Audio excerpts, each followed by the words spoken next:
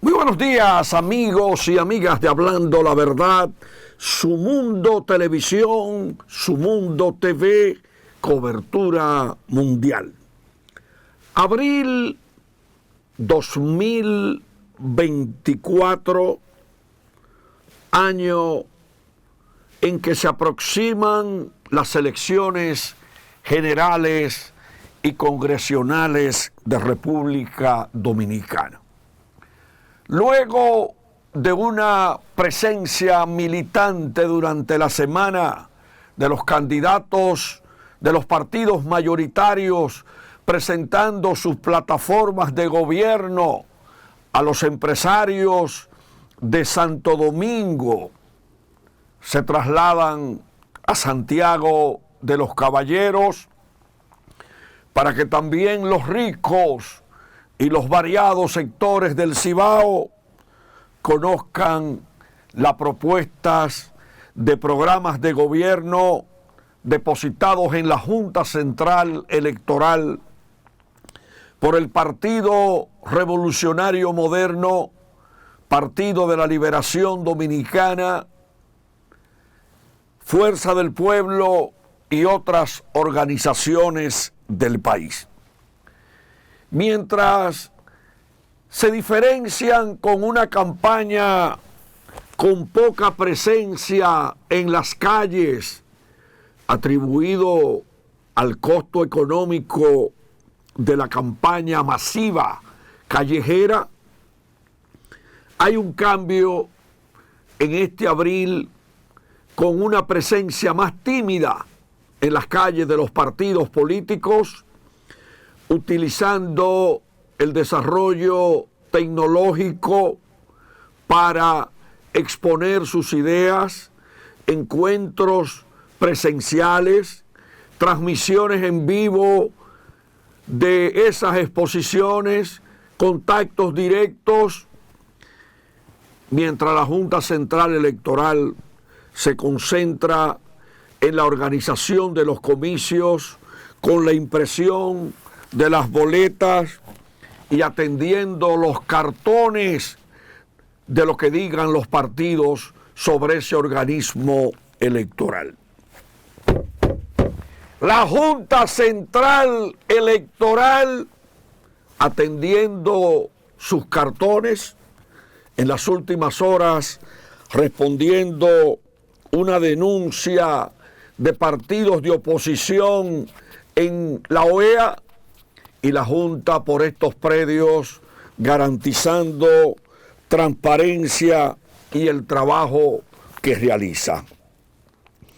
La Junta Central Electoral, que niega que haya cedido a los partidos políticos el control de la Policía Militar Electoral, ha creado la figura de coordinador electoral en los recintos electorales, una figura nueva en el escenario electoral, cuya misión es velar por las condiciones de los recintos, supervisar las facilidades y técnicos de Junta Central Electoral, garantizar el horario de la votación, gestionar soluciones a los inconvenientes que se presenten en los recintos y ofrecer información pertinente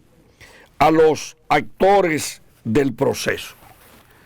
La Junta Central Electoral también especifica cuál es la labor de la Policía Militar Electoral, comenzando con la garantía de la custodia de los materiales electorales, resguardar los recintos electorales en el interior y en el exterior, despejar el perímetro de recintos electorales, no permitir el proselitismo político, no permitir la instalación de carpas cercanas.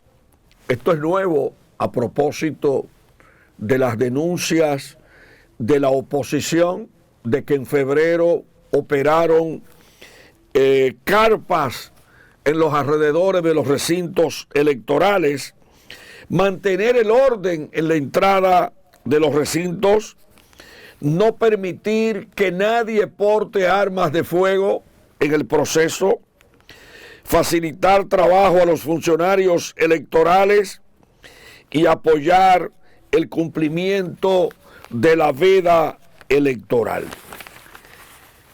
Vamos a ver en estas elecciones qué va a pasar con el trabajo de la policía electoral.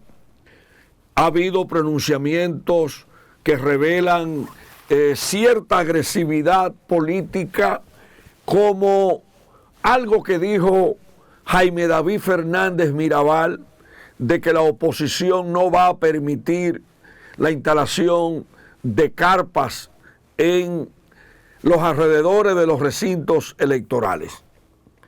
Nadie debe comprar cédulas, nadie debe atentar contra el voto democrático de los ciudadanos, y el proceso electoral tiene que ser exclusivamente con la transparencia que espera el pueblo dominicano y además con el cumplimiento de la ley electoral.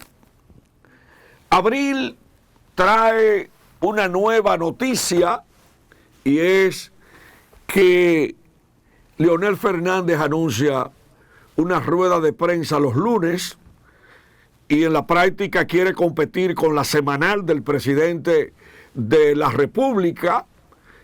Quiere hacer a las 11 de la mañana para que cuando termine esa rueda de prensa ya los periodistas inclusive estén listos para preguntarle al presidente de la República algunos de los temas que aborde el sociólogo de la comunicación y candidato presidencial de la Fuerza del Pueblo. Falta que el candidato del PLD, Abel Martínez, se invente una rueda de prensa también paralela meridiana, y otra que se la inventen los partidos que tienen candidatos emergentes que también tienen el derecho. Los medios de comunicación en ese escenario tendrían que repartir sus periodistas en cada una de esas ruedas de prensa, y esto se pone muy bueno. Porque, por ejemplo, miren lo siguiente. La que está debajo del expresidente Fernández, la señora Antares, es periodista de profesión, tiene la capacidad de... Y ellos tienen un buen departamento de prensa, Opción Democrática. A Vargas Maldonado lo veo con algunas notas de prensa ocasionales que envían del PRD. María Teresa Cabrera es una mujer muy vinculada a la lucha popular y el contacto con los medios de comunicación. Carlos Peña ha sido comentarista de radio y de televisión, fijando posiciones. El doctor Severino, que es un hombre que proviene de la izquierda, el cardiólogo, nuestro querido amigo el doctor Severino, también ha mantenido históricamente contacto con los medios de comunicación. Y hay que decir que Abel Martínez tiene en Tessy Sánchez una buena coordinación con la prensa, al igual que Rodríguez Marchena, es director del DICON de la presidencia, que trabaja mucho lo que tiene que ver la comunicación del candidato Abel Martínez.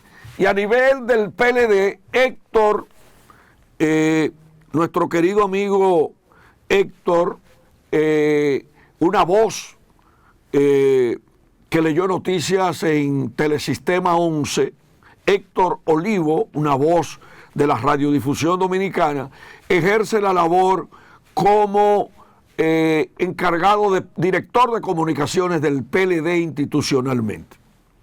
Veo en el caso del presidente Abinader a Jorgito y a otras figuras que realmente pues divulgan todo lo que hace el presidente de la República, que tiene también en servicio a militantes, periodistas que militan en el Partido Revolucionario Moderno.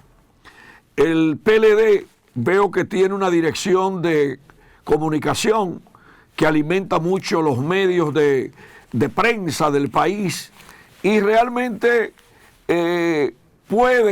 tienen capacidad cada uno de los que están ahí de hacer una rueda de prensa semanal para fijar posición. Naturalmente, el motivador de esa rueda de prensa es el que está en el medio, que todos los lunes habla en el Palacio Nacional y que diariamente habla casi en todos los actos a donde acude. ¿Qué quiero decir con esto? Que la comunicación está más activa que nunca en el proceso electoral. Y sobre la Junta creo que debe masificar la campaña para estimular el voto luego de la experiencia de cerca de 2 millones de dominicanos que se abstuvieron de votar en febrero. Quiero agradecer el reconocimiento del Colegio Dominicano de Periodistas y el Instituto de Previsión y Protección Social del Periodista, que hace apenas hora reconoció a José Luis Corripio Estrada, Pepín, a Percio Maldonado y a 14 líderes del periodismo que ocupamos posiciones en la dirección en la presidencia del Instituto de Protección Social del Periodista. El señor Corripio, por motivos de una gripe, no pudo asistir y asistió Carlos Gómez, subadministrador del periódico Hoy, y el señor Corripio, pues en una llamada en contacto con Olivo de León y el presidente del Colegio Dominicano de Periodistas, Aurelio Enríquez, expresó que se siente orgulloso de que la República Dominicana acogiera a su familia y que siente ese gran cariño por el pueblo dominicano al que le dedica muchas horas para el progreso de la economía nacional. Una felicitación al señor Corripio Estrada, reconocido por sus grandes aportes como generador de empleos en los medios de comunicación, aportador a la libertad de expresión y difusión del pensamiento con el grupo de comunicaciones Corripio, que tiene el periódico Hoy, tiene el periódico El Nacional, tiene el periódico El Día, el periódico Listín Diario, presidido por su hijo Manuel y con la presencia de otros familiares, al igual que el del grupo Reset, y también tiene emisoras, tiene a Telesistema, Canal 11, canal de televisión, el Canal 8 de Coral, tiene a Teleantillas, tiene a HJB y una emisora muy potente de FM. Felicidades también a Percio Maldonado, otro promotor de la libertad de expresión y difusión del pensamiento. Percio fue representado por su hijo Percito, que aparece ahí al lado de Carlos Gómez. Ahí aparece Héctor Luzón, reconocido, Mercedes Castillo. Luego de Mercedes estoy yo, Aurelio Enríquez, presidente del Colegio Dominicano de Periodistas actualmente, José Tejada Gómez, está el hijo de Bonaparte, Gotró Piñeiro, representando a su padre, está Domingo Batista, está José Bujosa Mieses, también fueron reconocidos Bienvenido Álvarez Vega, director del periódico Hoy, Oscar López Reyes, Héctor Martes Luzón, David Lorenzo, Mercedes Castillo Juan Carlos Bisonó, así como un reconocimiento póstumo a Fran Peña Tapia y a Wilfredo Medina, dos gremialistas toda una vida que siempre dijeron presente a los llamados del Colegio Dominicano de Periodistas y del Instituto de Protección y Previsión del Periodista. Quiero agradecer ese reconocimiento y quiero reiterar la necesidad de que el país tenga un Colegio Dominicano de Periodistas combativo, fuerte, para estar listo siempre para combatir los excesos contra la libertad de expresión y difusión del pensamiento, que tiene muchas amenazas en el país, para combatir leyes como la ley antidemocrática que crea la DNI y que es una amenaza para la libertad de expresión y difusión del pensamiento. Creo también que se debe tener un colegio y un IPPP fuerte para atender esos periodistas que muchas veces, por los salarios de miseria que reciben, no tienen ni siquiera para comprar una receta médica. Y muchos hoy se están muriendo en la miseria. Pero además, para fortalecer la ética, para combatir la usurpación del periodismo en República Dominicana, donde se enriquecen muchos usurpadores que trafican y que ejercen una profesión ilegal, como es el sagrado ejercicio del periodismo dominicano. Yo no puedo ejercer la contaduría pública, ni la medicina, ni ninguna otra profesión, ni la psiquiatría, ni la psicología, porque yo soy profesional en otras áreas,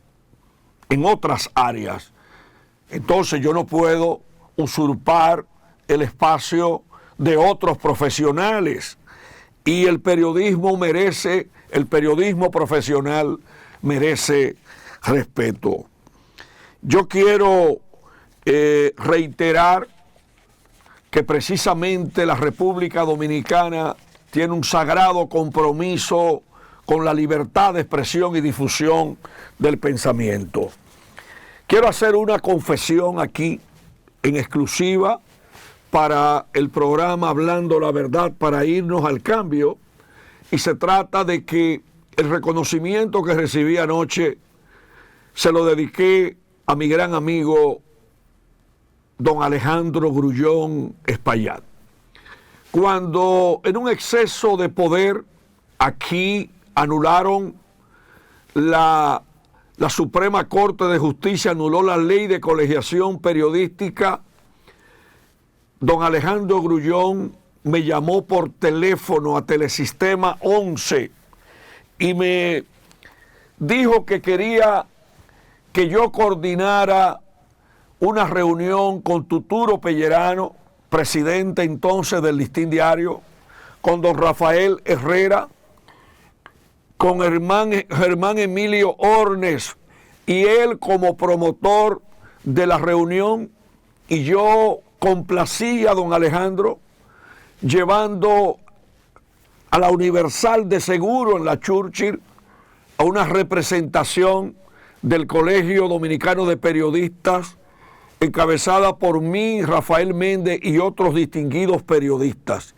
Ahí nació la actual ley 1091 del periodismo dominicano, y siento orgullo de que don Alejandro, por grandes vínculos históricos que mantuvimos, se decidiera por esa reunión de alto calibre que motivó esa ley 1091, que mereció también un gran respaldo del senador entonces, el doctor Salvador Jorge Blanco, y otros legisladores. Vamos al cambio, retornamos hablando la verdad. Bien, amigos y amigas de Hablando la Verdad, Su Mundo Televisión, tenemos 140 sistemas de cable en toda la República Dominicana. Tenemos los canales 101, 1101 HD de Claro, Canal 81 de Altiz, Canal 81 de Aster, Canal 20 del Telecable Dominicano, Canal 46 de Win Telecom, Canal 647 del Fire TV Stick. También reiteramos más de 140 sistemas de cables en todas las provincias del país, en el satélite Eutel para el continente americano, en el satélite Intelsat para el mundo, también a través de las plataformas digitales, Su Mundo TV, Su Mundo Televisión, los periodistas de Su Mundo en las calles de la República Dominicana. Y recuerden nuestros trabajos de investigación inéditos en los periódicos Primicias Impreso, Digital y en las megas ediciones. Vamos a recibir a un gran hermano, un gran economista, Franklin Vázquez, para abordar tema, oye, pero qué bonito suena, economía y elecciones. Además, un artículo que tú escribiste. Ven acá, Franklin, ¿por quiénes deben votar los micros y los miembros de la MIPYME en las elecciones?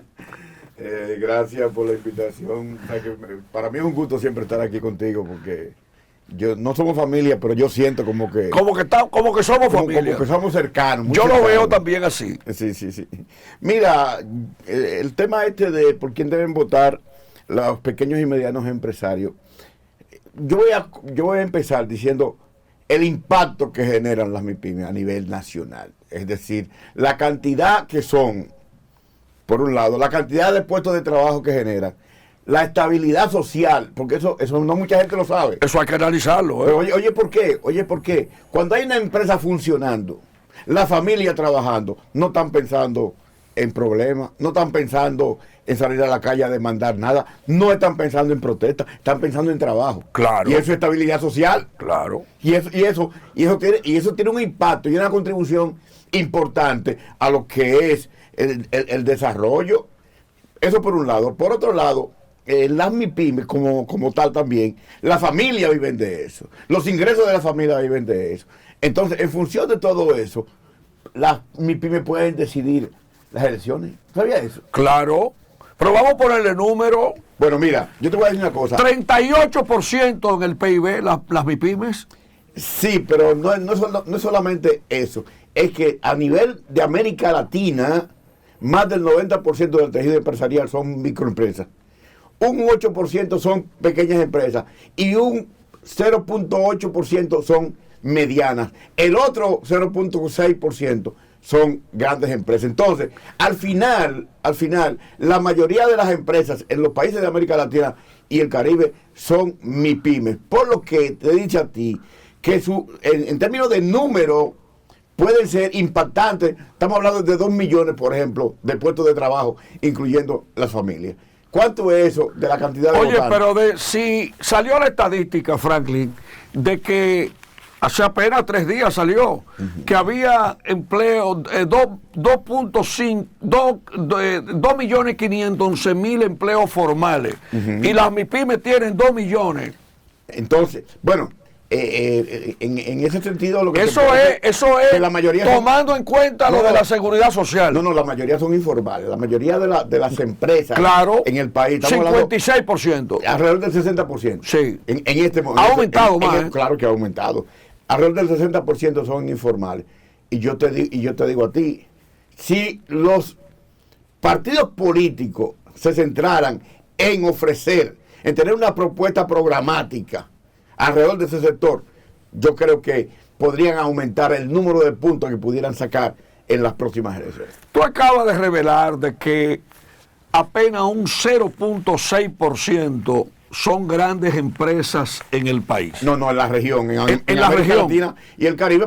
Pero aquí, ¿cuánto? No, 3.4, 5%. No, menos del que 5%. El 3% pues, 3%. Son grandes empresas. Cuando estamos hablando de que hay una clasificación que dice que una microempresa es de menos de 10 empleados. Entre 1 y 10.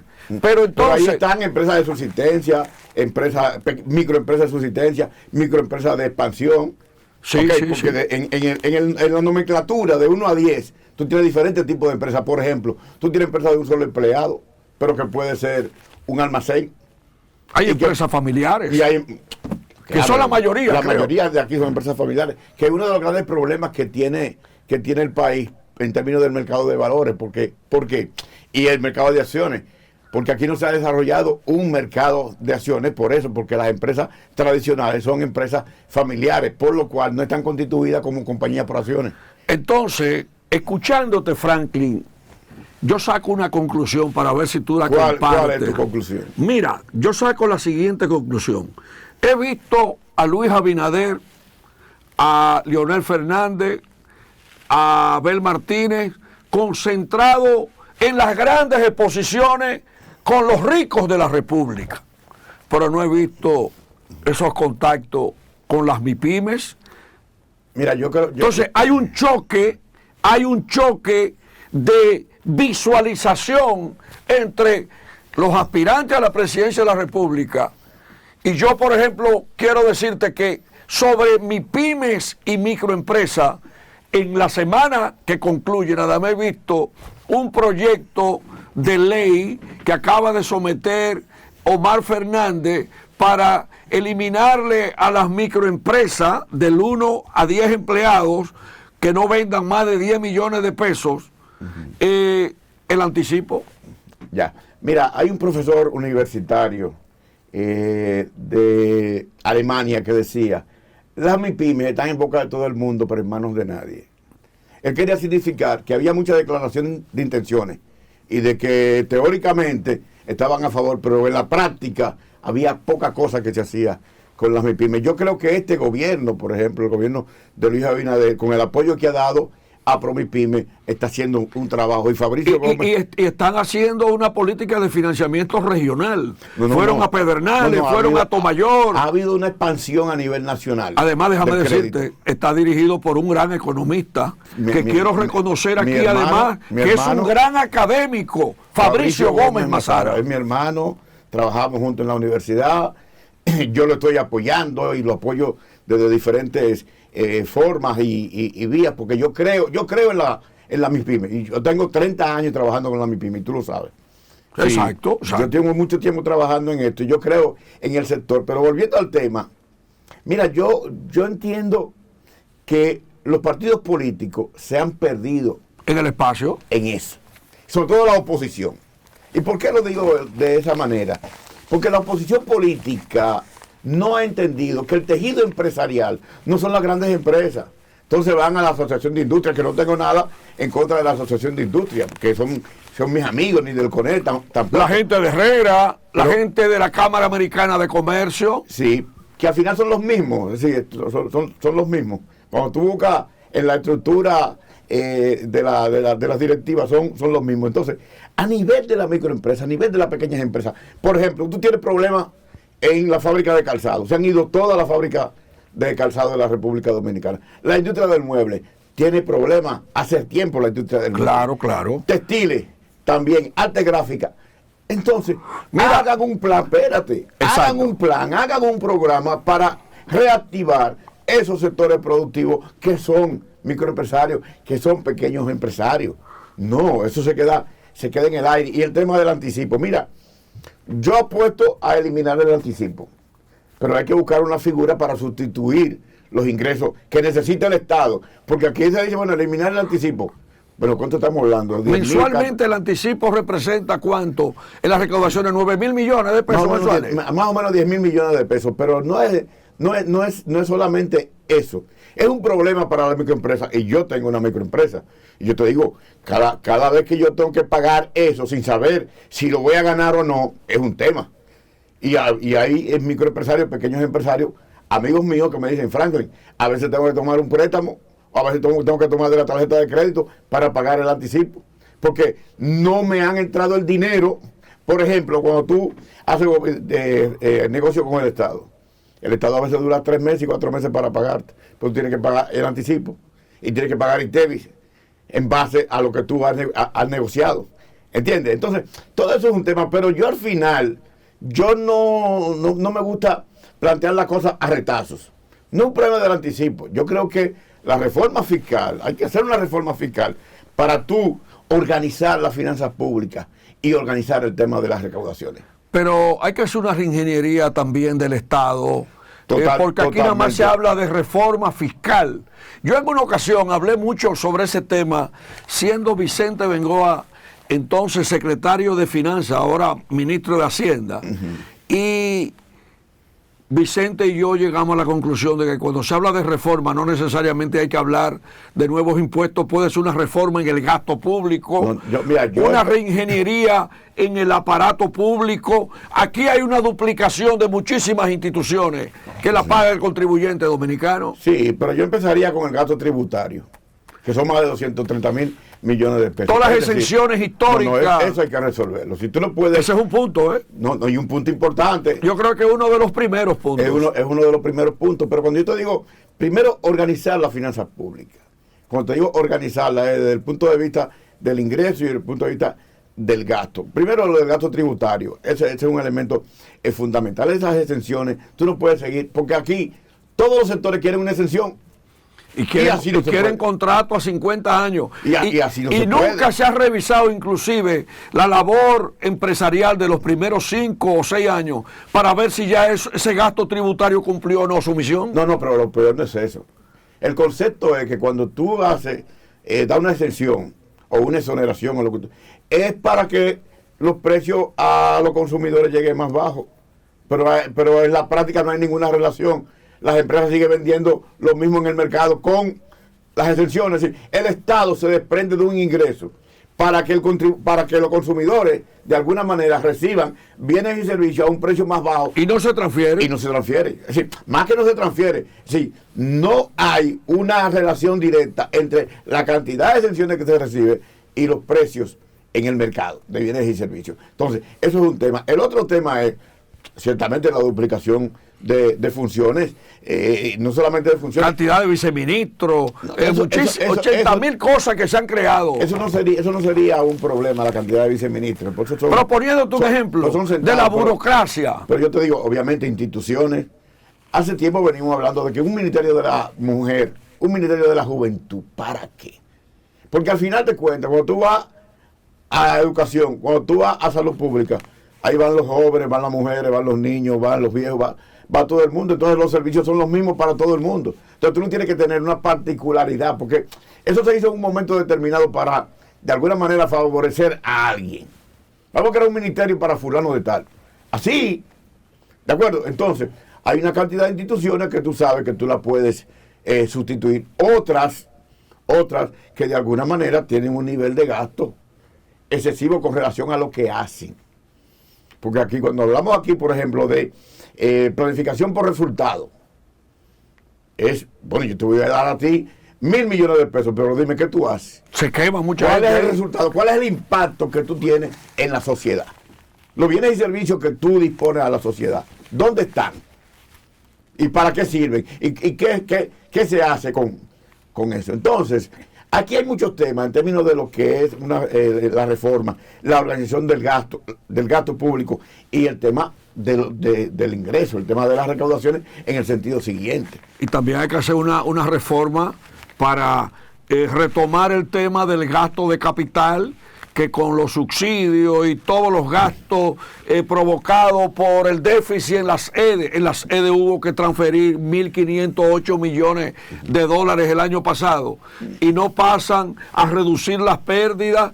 Lo que deberían es buscar 2 millones de clientes formales para que paguen, además para abaratar un poquito la tarifa y no se la echen nada más a las MIPYME, al pueblo, a la ferretería o a la cafetería del barrio.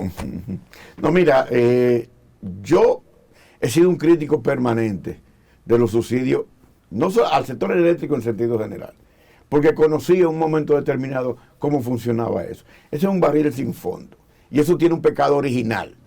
Y es cómo se ha organizado el sistema eléctrico en un momento determinado, en donde lo que tú tienes son una cantidad de instituciones que fueron ramificándose de ahí, que al final, por ejemplo, una superintendencia de electricidad. Yo te pregunto a ti, ¿para qué?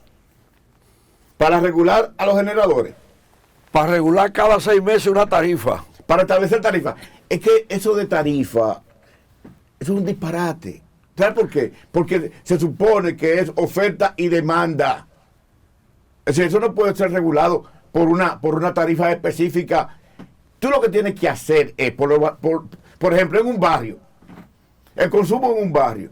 Una gente tiene una estufa, tiene una nevera, tiene un inversor, tiene abanico, tiene 6, 7... Tiene un freezer.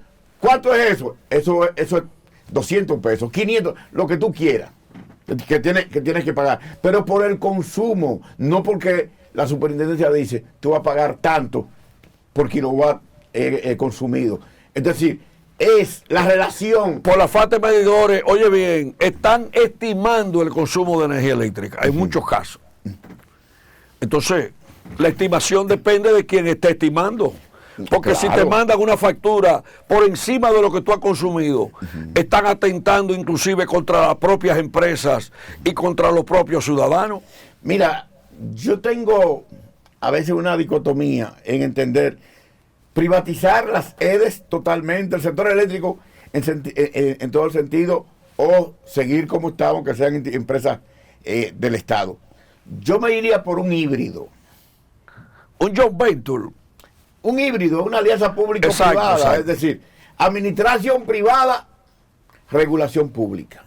Regulación, no establecimiento de tarifas ni meterte en el mercado, no. Unas EDE tienen que ser autosuficientes. Totalmente. Es decir, no puede ser que tú vendiendo energía eléctrica, que es, por ejemplo, el pan, el arroz. La gente come arroz todos los días. Claro. La gente come pan todos los días. La gente consume electricidad todos los días. Entonces, vamos a hacer una administración privada para asegurar que esas EDE sean autosuficientes, pero con regulación pública. ¿Por qué? Porque también es un bien estratégico.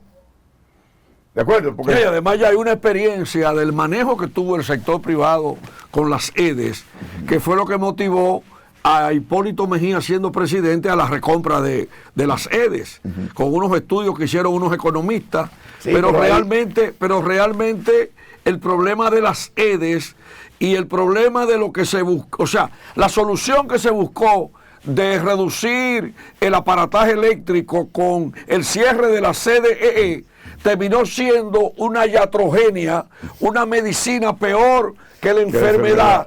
Yo recuerdo cuando Miguel Seara Jato me daba clase a mí en INTEC, que hablaba mucho de la iatrogenia, que decía de la famosa medicina peor que la enfermedad. Tenemos la Comisión Nacional de Energía, tenemos las EDE, tenemos la superintendencia, tenemos un ministerio. No, tú tienes el CUEP, el Consejo Unificado de las EDES. De las EDE, que también. Que es un ministerio paralelo.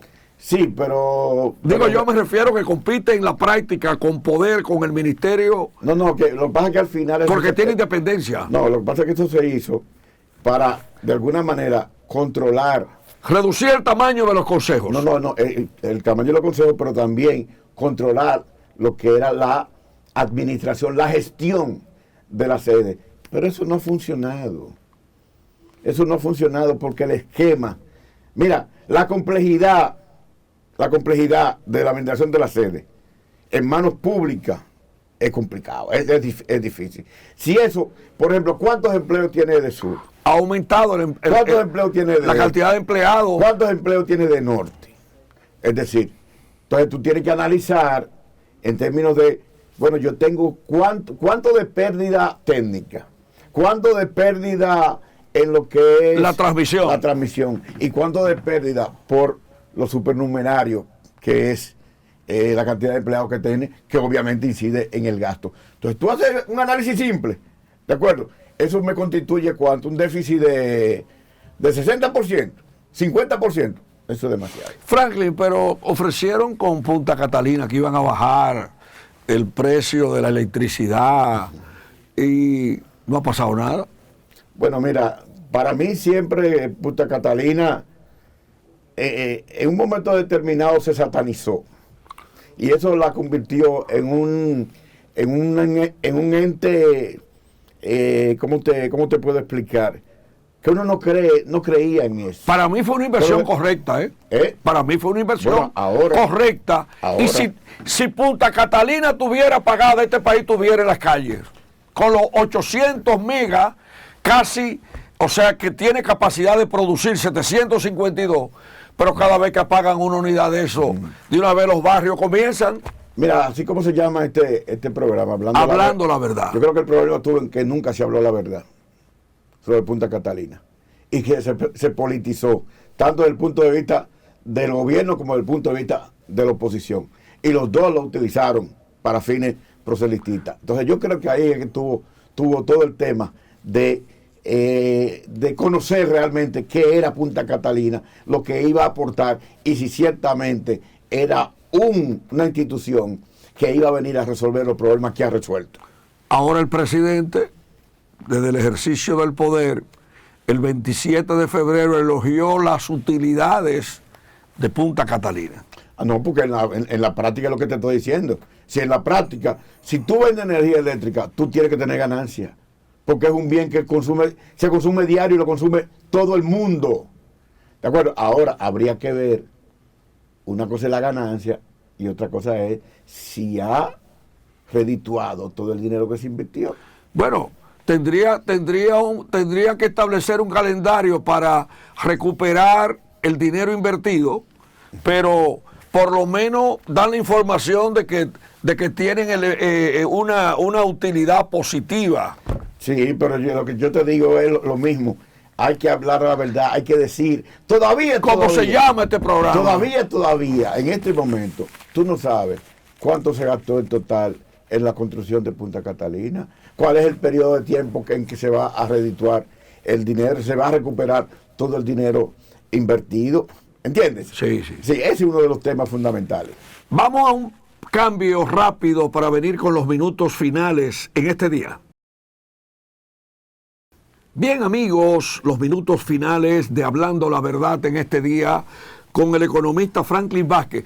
Los programas de gobierno en economía, ¿qué impacto pudieran tener en las microempresas, en las MIPYMES y además en las urnas? Mira, esa es una pregunta interesante porque yo creo que una de las debilidades que tiene la campaña electoral es que no hay una discusión en base a una propuesta económica. Es decir, yo no he visto que la Fuerza del Pueblo, que el PLD, que los otros partidos, el propio gobierno tiene una propuesta en general. Pero cuando tú analizas todo lo que es el contenido, tú no ves una sustancia.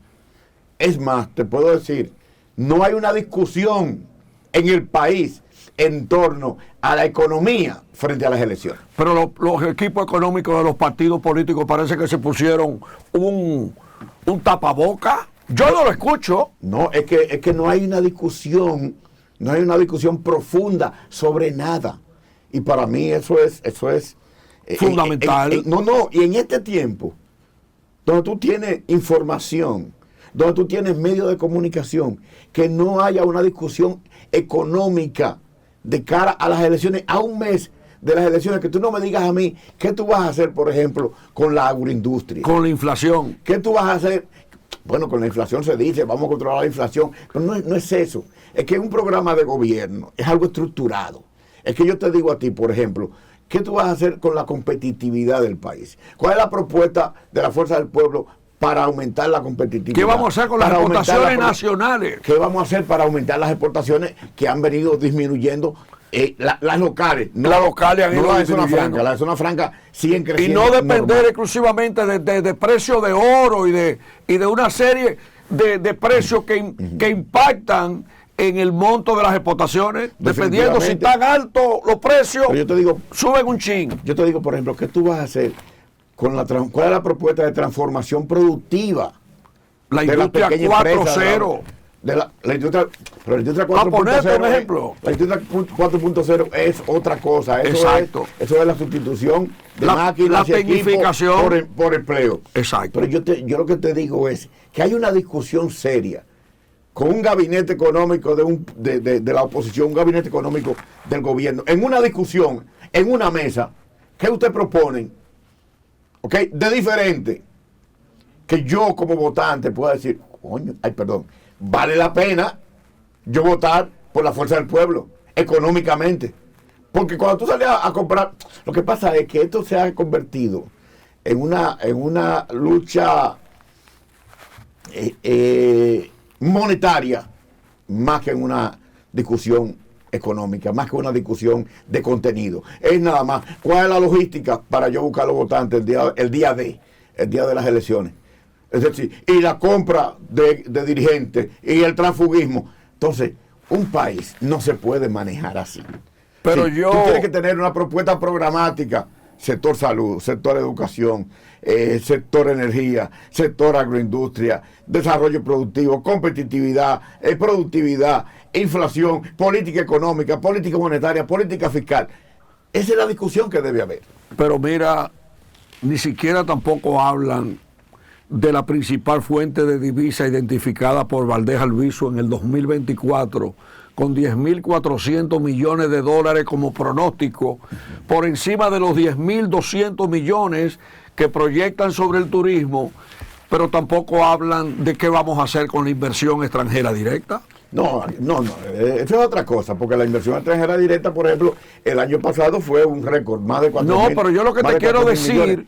como punto importante de la actividad económica, es que va en crecimiento. No, lo que tú estás planteando, y interpreto yo, es decirme, bueno, ¿qué yo voy a hacer con la inversión para garantizar que la inversión extranjera directa? Hay problemas de seguridad aumentando. jurídica en muchos casos. Sí, eso ha mejorado bastante y por eso tenemos ese nivel de inversión extranjera directa. Al final de cuentas, lo que yo te estoy diciendo, Alex, es que los partidos políticos no están en eso, no tienen una propuesta programática en términos económicos que puedan salir a venderla a los votantes, a un votante como yo, a un votante como tú, a las pequeñas y medianas empresas. Yo creo que es una debilidad y yo creo que todavía están a tiempo para salir a discutir los equipos económicos, porque antes se hacía. Yo no veo los voceros económicos de los partidos en ningún programa de televisión. No, porque todo ahora es, primero chisme, después es lo malo tuyo, no lo bueno mío. No lo que yo te propongo para darte, sino lo que el otro te está quitando.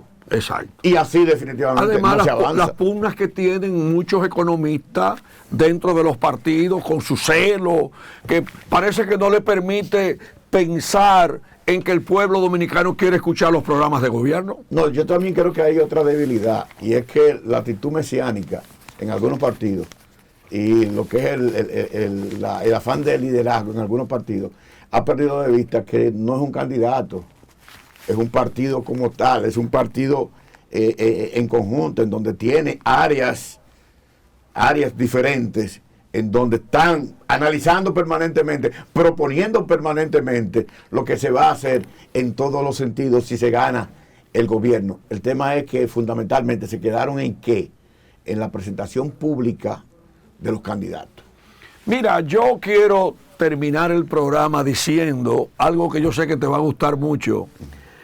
Las mujeres tejedoras de guano allá en Santiago Rodríguez están esperando que le presenten el programa de gobierno a DITEC, que yo te lo iba a mencionar, de la Asociación de Industria Textil, Codopyme, las MIPYME, los chiriperos. A todo el mundo hay que presentar en los programas de gobierno. No solamente ir donde cobran 3 y 5 mil pesos con unos tenedores de lujo y todas esas cosas, y muchas fotos y muchos videos. El dueño del país somos todos los dominicanos, los microempresarios. No, y tenemos iguales derechos. Y que cada voto cuenta. Claro. Cada voto cuenta. Claro. De hecho, los que menos van a las votaciones son las élites del poder. Son las élites. Sí, no se levantan ni que a votar. ¿Tú sabes la lo clase que, media hacia abajo. tú sabes lo que hacen? Que le dicen a sus amigos, voy a Romana. No a la Romana, sino a Romana.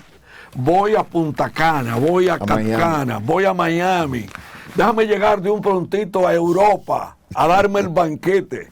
Franklin, muchas gracias. Gracias a ti. Y quiero que vuelva pronto. Yo sé que tú eres muy ocupado. Invítame. Pero viene la invitación.